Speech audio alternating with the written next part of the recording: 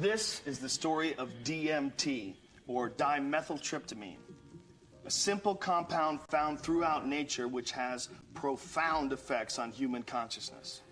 DMT, even though it's the most powerful psychedelic drug known to man, it's in every single ecosystem all over the world. It exists in plants and grasses, and it's everywhere. I mean, it's really the craziest drug to be illegal everywhere because everyone's got it in their system. It's like everyone's holding. That was like Terrence McKenna's line. Yeah, and it's pretty intense stuff, man. If you do it, you will talk to intelligent beings from other dimensions, for real.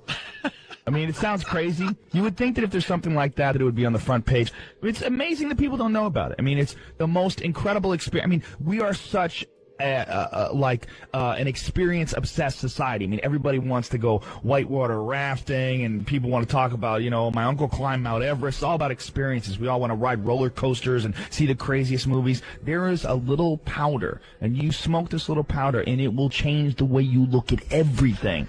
You won't care about UFOs. If a UFO landed right out there, I'd be like, wow, yeah, they're probably from another planet. Whatever. It's not DMT. DMT is 100,000 times crazier than that. It's like mushrooms times 1,000,000 plus aliens. That's what it's like. And literally, I mean, it sounds, it's crazier than you could possibly imagine or describe. If you take DMT, you will communicate with something. And it's so beyond description that me talking about it is like trying to explain a kaleidoscope to a blind man. I mean, it just doesn't make sense. Like, there's no way you could explain it. I mean, it's so beyond anything you can explain. But something communicates with you when you do this stuff. And my words do it no justice. The craziest thing about DMT, because DMT is literally like having a meeting with God. It's like having a meeting with divine, unbelievably wise, incredibly loving energy, like whatever it is, the source of everything. And it leaves you so humbled that after it's over, you have it's like literally like you're still you still look like you still wear the same clothes you are, but you're not really you anymore. I mean, you literally have been changed. You know, you have experienced something that very few humans experience. And the thought to me that people can go through their entire lives and not know about this is an incredible waste of time.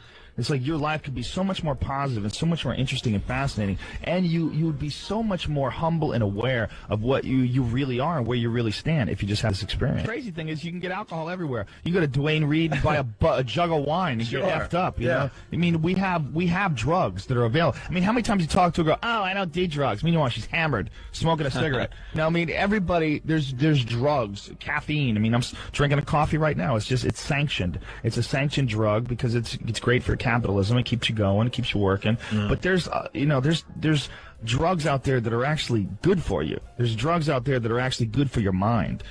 I do drugs because I find the state that psychedelic drugs put you in very fascinating and very introspective, and you can learn a lot about yourself. You can learn about a lot about life because it removes you and your ego from the equation. You get to look at things from like a newborn's perspective. That's why I do it. I don't do anything like, I don't do coke or meth or anything dangerous, anything that's addictive. I have never done coke. I've never done speed. I've never done heroin. I won't do anything that can hurt you.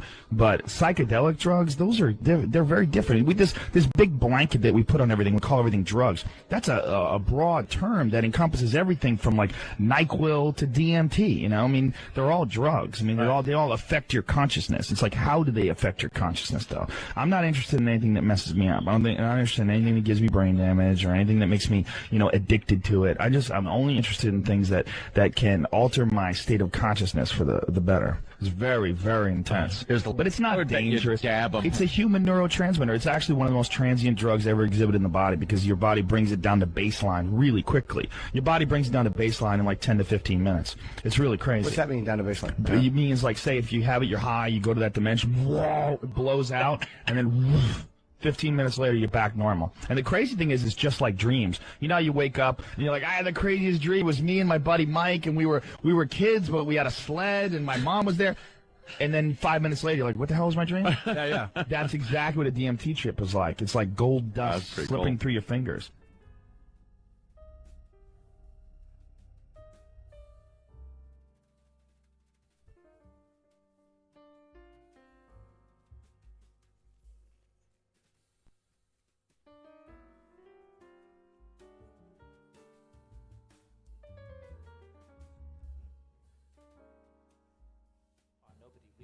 Why it's there.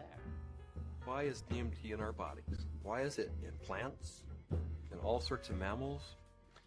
And what is the role it plays in humans?